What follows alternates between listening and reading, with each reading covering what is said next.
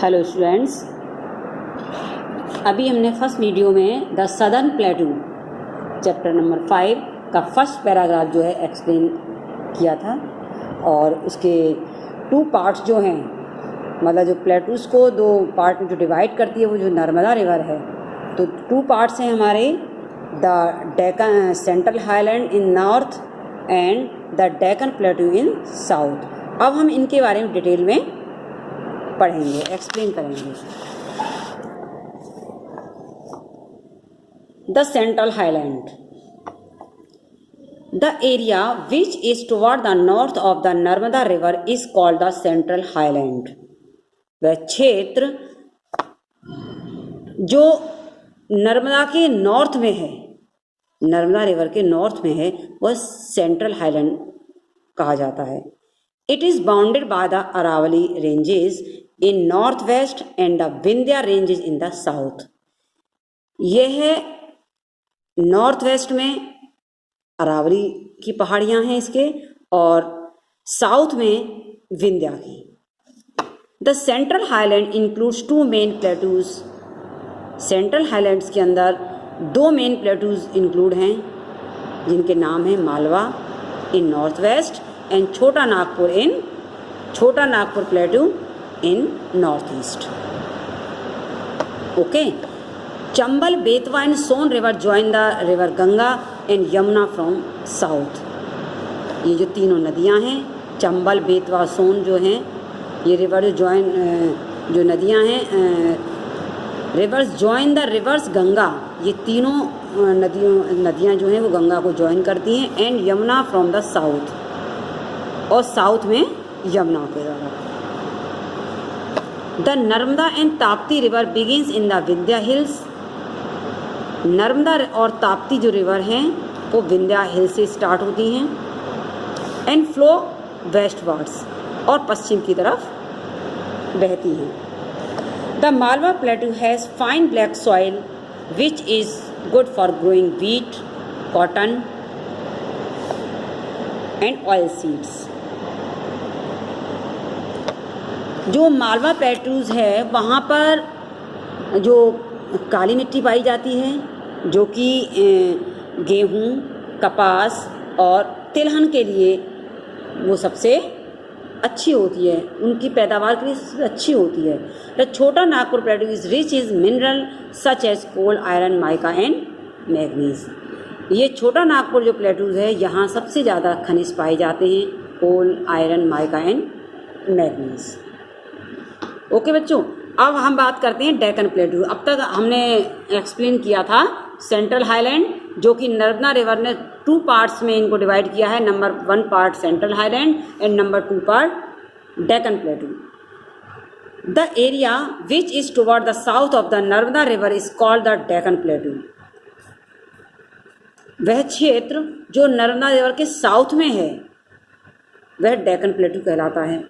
It extends from the central highland in the north up to the southern tip of the peninsular India. It extends, ये फैला हुआ है, central highland in the north, उत्तर की तरफ, and south tip in the peninsula India. भारत के peninsula की जो टिप, सदर्न टिप तक, मतलब दक्षिणी छोर उस पर टिप तक ये जो है वो फैला हुआ है।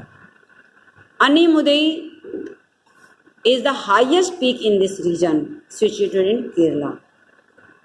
ये अनाईमुदई नाम से एक हाईएस्ट पीक है, ये क्षेत्र है जो कि केरला क्षेत्र में स्थित है, केरला में सिचुएटेड है ये पीक, और इसकी जो हाइट है वो 2695 मीटर्स है।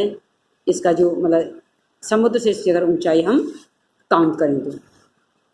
The Deccan Plateau is surrounded by the Western Ghat and the Eastern Ghat. Deccan Plateau जो है वो ईस्टर्न घाट्स और वेस्टर्न घाट से चारों ओर से घिरा हुआ है। These Ghats meet each other at the Nilgiri Hills. These Ghat meet each other. ये दोनों जो घाट हैं वो एक दूसरे से मिलते हैं नीलगिरी हिल्स की पहाड़ियों पर। The western Ghat include the Sahyadri, Nilgiri, Annamalai and cardamom hills. इनमें ये सारी पहाड़ियाँ इंक्लूड हैं। The eastern Ghats are broken into small hill ranges by the rivers coming from the western Ghats. Eastern Ghats are broke into small hill ranges. ये छोटी पहाड़ी जो श्रृंखलाएं हैं उन्होंने इसको ब्रेक किया है बाय द रिवर्स कमिंग, जो यहाँ से जो नदियाँ बहती हैं वेस्टर्न घाट्स के लिए। अब बात करते हैं यहाँ की क्लाइमेट्स की। The climate is very hot and humid in summer and warm in winter. यहाँ का जो जलवायु है, यहाँ की जो क्लाइमेट है वो बहुत गर्म और उमस वाली है। मतलब गर्मियों में बहुत गर्म और उमस रहती है, एंड वार्म इन विंटर, और सर्दियों में भी गर्म रहती है। The rainfall varies from state to state. यहाँ जो बारिश है वो स्टेट बाय स्टेट अलग अलग रेनफॉल का जो लेवल है वो अलग अलग तरीके का है।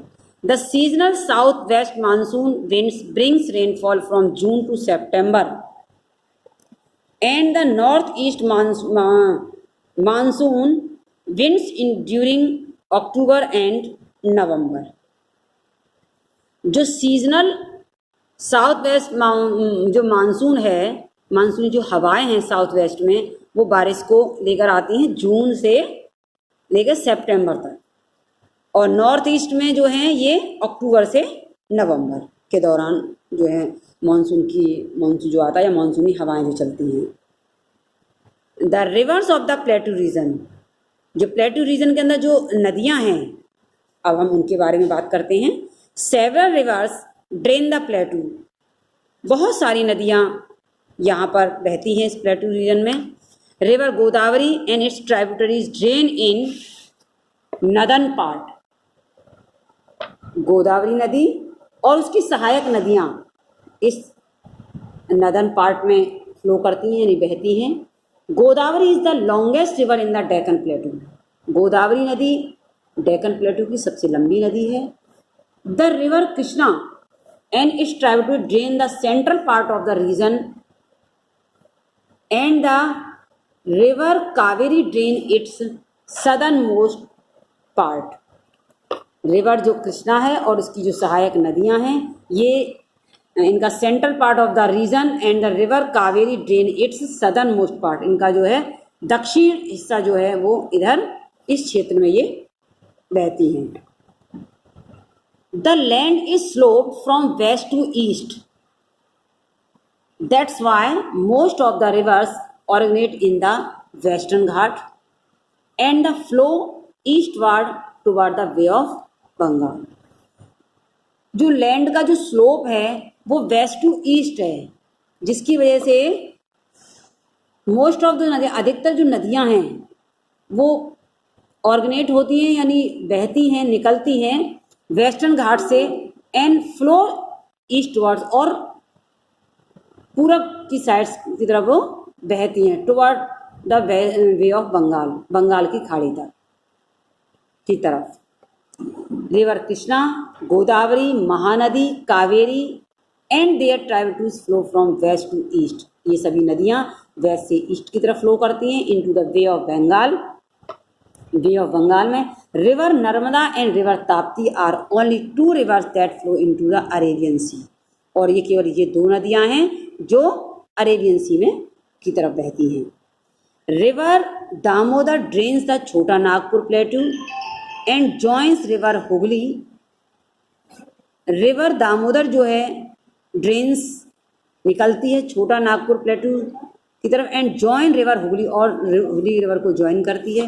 A tributary of river Ganga, जो कि गंगा की ये सहायक नदी है। Rivers Chambal, Betwa and Son are the other rivers. ये तीनों अलग नदियां हैं that flow toward the north, जो उत्तर की तरफ बहती है, and join the Ganga and Jamuna, और गंगा और जमुना को ज्वाइन करती है यानी उनमें जाकर मिलती हैं। States across the southern प्लेटू। इसको हम नेक्स्ट वीडियो में एक्सप्लेन करेंगे।